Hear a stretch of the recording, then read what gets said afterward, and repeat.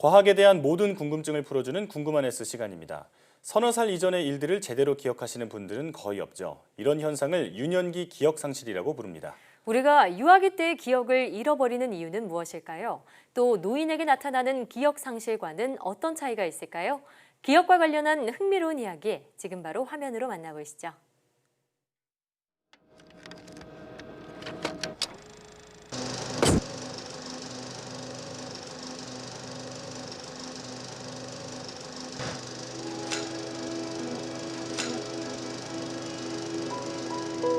태어나서 가장 처음 느꼈던 기억이 어떤 것인지 아시나요? 혹은 자신의 돌잔치가 기억나시는 분들이 있으신가요? 제 질문에 선뜻 답하시는 분들은 아마 없을 텐데요. 기억에 관한 많은 연구 결과 3살 이전의 일을 기억하는 사람은 거의 없다고 합니다. 하지만 2, 3살 때 배운 낱말이나 감정, 그리고 동작 등은 이후에도 계속 사용하고 있죠. 이는 특정한 종류의 기억만 대상으로 기억 상실이 일어나기 때문인데요. 기억은 보통 외현 기억과 내재 기억으로 나뉘어 있습니다.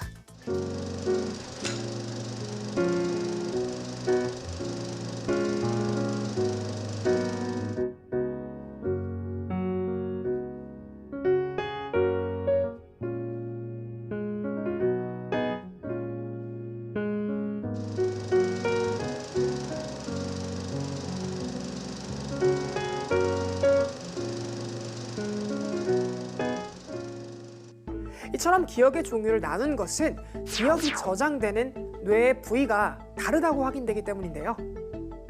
신경과학계에서 가장 유명한 남자인 헨리 구스타브 몰레이슨을 소개해드리겠습니다. 그는 9살에 자전거에 치여 머리에 심각한 부상을 입은 후유증으로 간질을 앓았는데요. 간질은 악화해 매주 블랙아웃, 그러니까 만취돼서 필름이 끊기는 것과 같은 현상이 반복되었고 발작도 일어나곤 했습니다. 더 이상 약물로 조절되지 않자 27살의 신경외과 의사 윌리엄 스코빌을 찾아갔죠.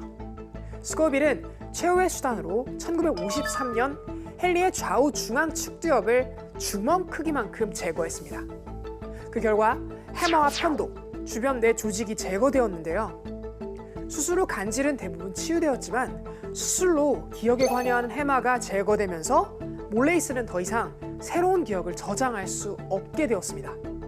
수술 후 만난 사람들의 얼굴과 이름, 그리고 경험들은 물론 조금 전 일어난 일조차 기억하지 못했죠. 또 자신이 매일 같은 그림을 그린다는 사실은 기억하지 못했지만 그림 실력은 나날이 향상되었는데요. 이 사례를 바탕으로 외연 기억은 전전두엽과 해마를 거쳐서 저장되고 내재 기억은 손뇌, 편도, 선조체에 주로 저장되는 것이 밝혀졌습니다. 즉, 유년기 기억 상실은 해마가 관여하는 외연 기억에서 일어난다는 점을 알 수 있는데요. 그렇다면 우리는 왜 어린 시절을 기억하지 못할까요? 미국 에모리 대학교의 파트리샤 바우어와 마리아 라르키나 교수팀은 5에서 7세 아이들은 3세 때 이야기했던 경험의 63에서 72%를 기억하는 반면 8에서 9세 아이들은 35%만 기억해냈다는 사실을 알아냈는데요. 7세를 기준으로 3세 이전에 경험했던 일들을 기억하는 능력이 50% 이상 크게 떨어진 것이죠. 해마의 뉴런은 출생 후 몇 년 동안 엄청나게 빠른 속도로 만들어집니다. 새로 만들어진 뉴런은 기존 뉴런들 사이를 파고들며 뉴런 간의 연결을 끊어버릴 수 있죠. 뉴런의 재생을 조작한 G 실험에 따르면 새로운 뉴런이 만들어지면 기존 기억이 사라지고 새 뉴런이 만들어지지 않으면 기존 기억이 유지되는 결과를 볼 수 있었습니다. 그러니까 결과적으로 새로운 뉴런이 만들어지면서 이전의 기억이 지워진다는 건데요. 잊어버린 기억은 다시 되살릴 수는 없습니다.